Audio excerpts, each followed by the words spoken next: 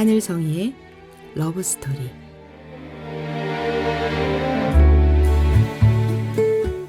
안녕하세요.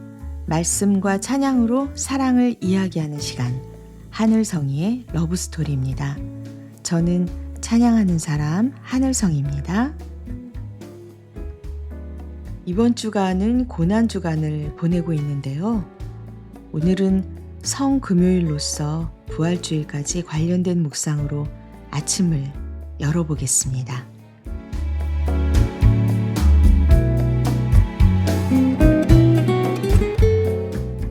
고요한 밤이었습니다. 그러나 그 밤은 세상의 방향을 바꾸는 밤이었습니다. 기도하시던 예수님, 그리고 그분을 찾아오는 사람들, 횃불과 무기를 들고 빛으로 오신 자를 잡으러 온 사람들. 오늘 우리는 그 밤의 이야기를 마주하려고 합니다.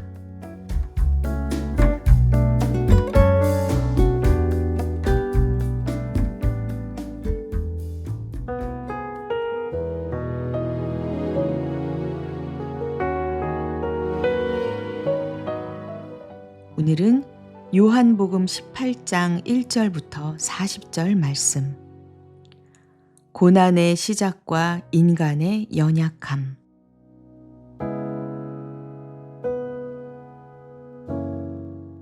예수께서 이 말씀을 하신 뒤에 제자들과 함께 기드론 골짜기 건너편으로 가셨다. 거기에는 동산이 하나 있었는데 예수와 그 제자들이 거기에 들어가셨다. 예수가 그 제자들과 함께 거기서 여러 번 모이셨으므로 예수를 넘겨줄 유다도 그곳을 알고 있었다. 유다는 로마 군대 병정들과 제사장들과 바리새파 사람들이 보낸 성전 경비병들을 데리고 그리로 갔다. 그들은 등불과 횃불과 무기를 들고 있었다. 예수께서는 자기에게 닥쳐올 일을 모두 아시고 앞으로 나서서 그들에게 물으셨다. 너희는 누구를 찾느냐? 그들이 대답하였다. 나사렛 사람 예수요. 예수께서 그들에게 말씀하셨다. 내가 그 사람이다. 예수를 넘겨줄 유다도 그들과 함께 서 있었다. 예수께서 그들에게 내가 그 사람이다 하고 말씀하시니 그들은 뒤로 물러나서 땅에 쓰러졌다. 다시 예수께서 그들에게 물으셨다. 너희는 누구를 찾느냐? 그들이 대답하였다. 나사렛 사람 예수요. 예수께서 말씀하셨다. 내가 그 사람이라고 너희에게 이미 말하였다. 너희가 나를 찾거든 이 사람들은 물러가게 하여라. 이렇게 말씀하신 것은 예수께서 전에 아버지께서 나에게 주신 사람을 나는 한 사람도 잃지 않았습니다 하신 그 말씀을 이루게 하시려는 것이었다. 시몬 베드로가 칼을 가지고 있었는데 그는 그것을 빼어 대제사장의 종을 쳐서 오른쪽 귀를 잘라버렸다. 그 종의 이름은 말고였다. 그때에 예수께서 베드로에게 말씀하셨다. 그 칼을 칼집에 꽂아라. 아버지께서 나에게 주신 이 잔을 내가 어찌 마시지 않겠느냐. 로마 군대 병정들과 그 부대장과 유대 사람들의 성전 경비병들이 예수를 잡아 묶어서 먼저 안나스에게로 끌고 갔다. 안나스는 그 해에 대제사장인 가야바의 장인인데 가야바는 한 사람이 온 백성을 위하여 죽는 것이 유익하다고 유대 사람에게 조언한 사람이다. 시몬 베드로와 또 다른 제자 한 사람이 예수를 따라갔다. 그 제자는 대제사장과 잘 아는 사이라서 예수를 따라 대제사장의 집 안뜰에까지 들어갔다. 그러나 베드로는 대문 밖에 서 있었다. 그런데 대제사장과 잘 아는 사이인 그 다른 제자가 나와서 문지기 하녀에게 말하고 베드로를 데리고 들어갔다. 그때에 문지기 하녀가 베드로에게 말하였다. 당신도 이 사람의 제자 가운데 한 사람이지요? 베드로는 아니요 하고 대답하였다. 날이 추워서 종들과 경비병들이 숯불을 피워놓고 서서 불을 쬐고 있는데 베드로도 그들과 함께 서서 불을 쬐고 있었다. 대제사장은 예수께 그의 제자들과 그의 가르침에 관하여 물었다. 예수께서 대답하셨다. 나는 드러내놓고 세상에 말하였소. 나는 언제나 모든 유대 사람이 모이는 회당과 성전에서 가르쳤으며 아무것도 숨어서 말한 것이 없소. 그런데 어찌하여 나에게 묻소? 내가 무슨 말을 하였는지를 들은 사람들에게 물어보시오. 내가 말한 것을 그들이 알고 있소. 예수께서 이렇게 말씀하시니 경비병 한 사람이 곁에 서 있다가 대제사장에게 그게 무슨 대답이냐 하면서 손바닥으로 예수를 때렸다. 예수께서 그 사람에게 말씀하셨다. 내가 한 말에 잘못이 있으면 잘못되었다는 증거를 대시오. 그러나 내가 한 말이 옳다면 어찌하여 나를 때리시오? 안나스는 예수를 묶은 그대로 대제사장 가야바에게로 보냈다. 시몬 베드로는 서서 불을 쬐고 있었다. 사람들이 그에게 물었다. 당신도 그의 제자 가운데 한 사람이지요? 베드로가 부인하여 나는 아니요 하고 말하였다. 베드로에게 귀를 잘린 사람의 친척으로서 대제사장의 종 가운데 한 사람이 베드로에게 말하였다. 당신이 동산에서 그와 함께 있는 것을 내가 보았는데 그러시오? 베드로가 다시 부인하였다. 그러자 곧 달기 울었다. 사람들이 가야바의 집에서 총독 관저로 예수를 끌고 갔다. 때는 이른 아침이었다. 그들은 몸을 더럽히지 않고 유월절 음식을 먹기 위하여 관저 안에는 들어가지 않았다.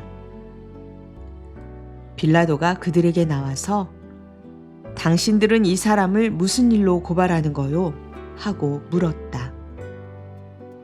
그들이 빌라도에게 대답하였다. 이 사람이 악한 일을 하는 사람이 아니라면 우리가 총독님께 넘기지 않았을 것입니다. 빌라도가 그들에게 말하였다. 그를 데리고 가서 당신들의 법대로 재판하시오. 유대 사람들이 우리는 사람을 죽일 권한이 없습니다. 하고 대답하였다. 이렇게 하여 예수께서 자기가 어떠한 죽음으로 죽을 것인가를 암시하여 주신 말씀이 이루어졌다. 빌라도가 다시 관저 안으로 들어가 예수를 불러내서 물었다. 당신이 유대 사람들의 왕이요? 예수께서 대답하셨다. 당신이 하는 그 말은 당신의 생각에서 나온 말이요. 그렇지 않으면 나에 관하여 다른 사람들이 말하여 준 것이요. 빌라도가 말하였다. 내가 유대 사람이란 말이요? 당신의 동족과 대제사장들이 당신을 나에게 넘겨주었소. 당신은 무슨 일을 하였소? 예수께서 대답하셨다. 내 나라는 이 세상에 속한 것이 아니오. 나의 나라가 세상에 속한 것이라면 나의 부하들이 싸워서 나를 유대 사람들의 손에 넘어가지 않게 하였을 것이오. 그러나 사실로 내 나라는 이 세상에 속한 것이 아니오. 빌라도가 예수께 물었다.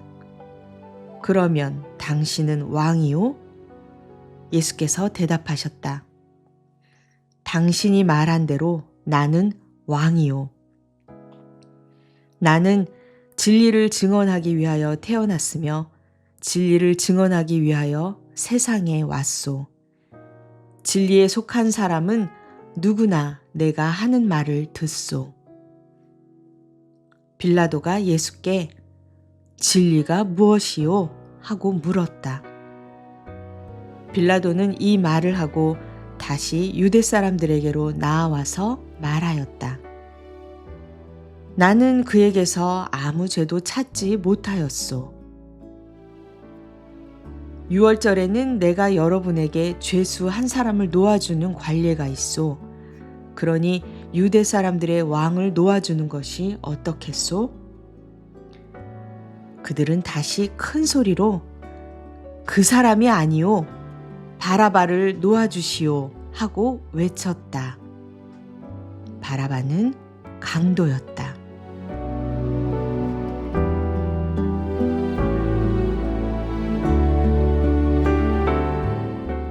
예수님은 도망하지 않으셨습니다. 오히려 앞으로 나아가 물으십니다. 누구를 찾느냐? 그들이 나사렛 예수라고 대답하자 예수님은 말씀하십니다. 내가 그니라.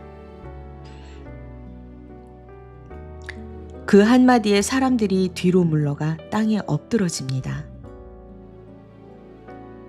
그런데 아이러니하게도 잡으러 온 자들은 그분 앞에서 무너지고 잡히시는 분은 조용히 서 계십니다. 그러나 그 순간 베드로가 자신의 방법으로 주님을 지키기 위해 칼을 꺼내듭니다. 하지만 예수님께서는 말씀하십니다.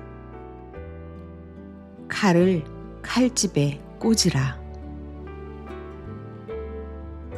우리는 종종 베드로처럼 내 방식대로 해결하려고 합니다. 두려움이 오거나 상황이 흔들릴 때 내 힘으로 지키려고 합니다. 하지만 주님의 방법은 우리의 방법과 같지 않습니다. 결국 예수님은 결박되어 끌려가십니다. 그리고 그 시간 베드로는 멀찍이 서 있습니다. 따라가긴 하지만 가까이 가지는 못합니다. 그리고 결정적인 순간이 찾아옵니다. 너도 그 사람과 함께 있었지 않느냐? 베드로는 대답합니다. 나는 아니라. 한 번, 두 번, 세 번. 그의 입술에서 세 번의 부인하는 말이 흘러나옵니다. 이 장면은 단순히 베드로만의 실패가 아닙니다. 이것은 바로 우리의 이야기이기도 합니다. 우리는 주님을 사랑한다고 말하지만 두려움 앞에서, 사람들 앞에서, 상황 앞에서 쉽게 주님을 부인합니다.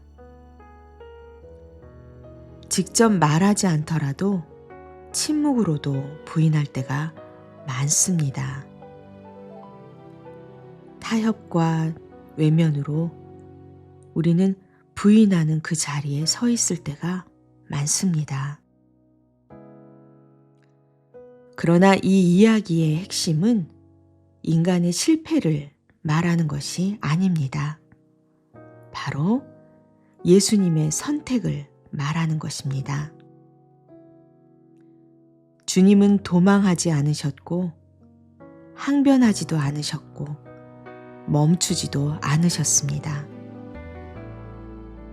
왜 그러셨을까요?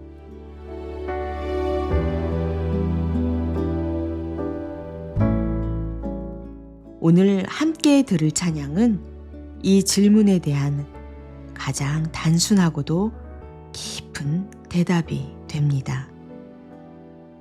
강연희가 부릅니다.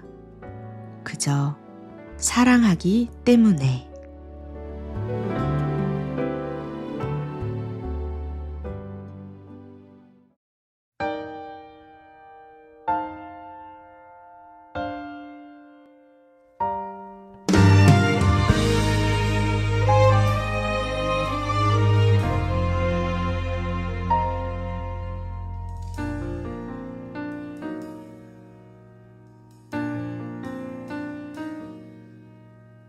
왜 십자가를 지셨나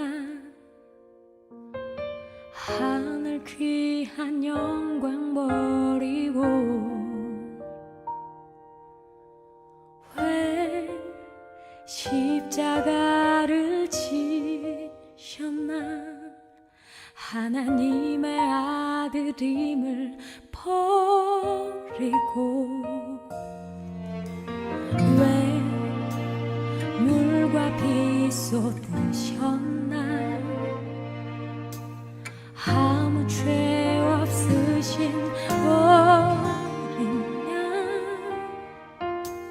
왜 물과 피를 쏟았나 초록 멸시하는 나를 위해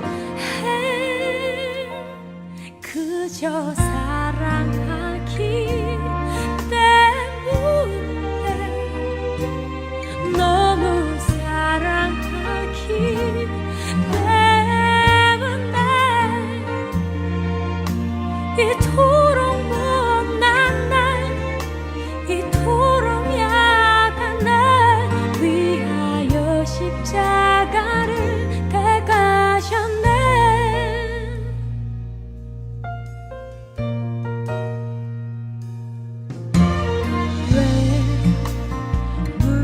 비 쏟으셨나 아무 죄 없으신 어린 양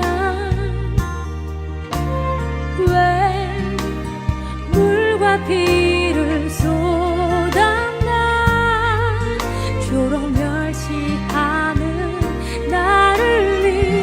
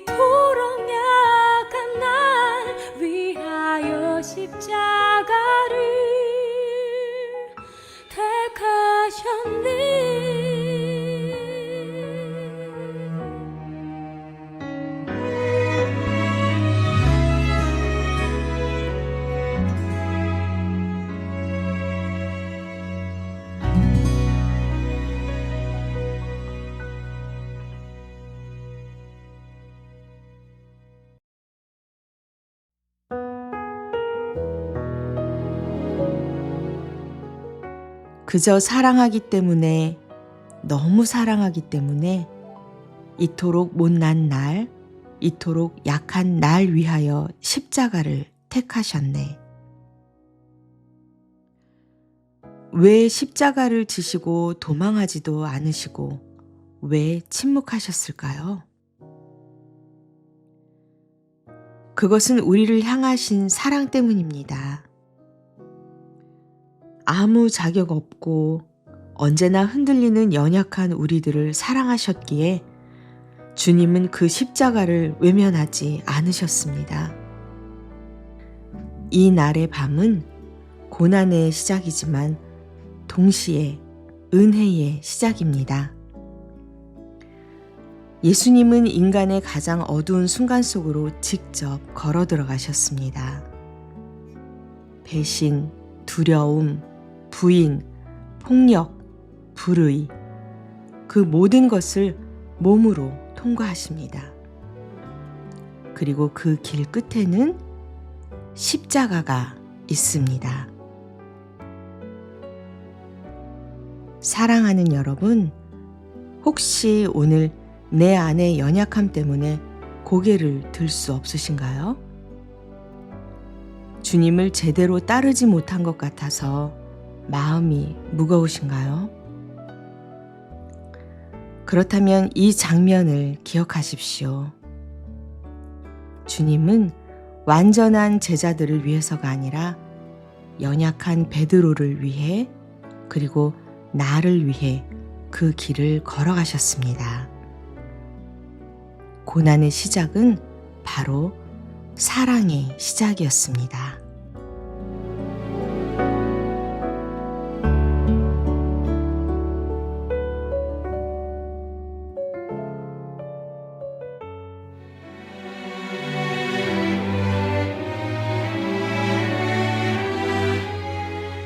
지금까지 하늘성이의 러브스토리, 저는 하늘성이었습니다. 고난주간 십자가 앞에서 그 사랑을 다시 만나는 저와 여러분이 되시길 기도합니다.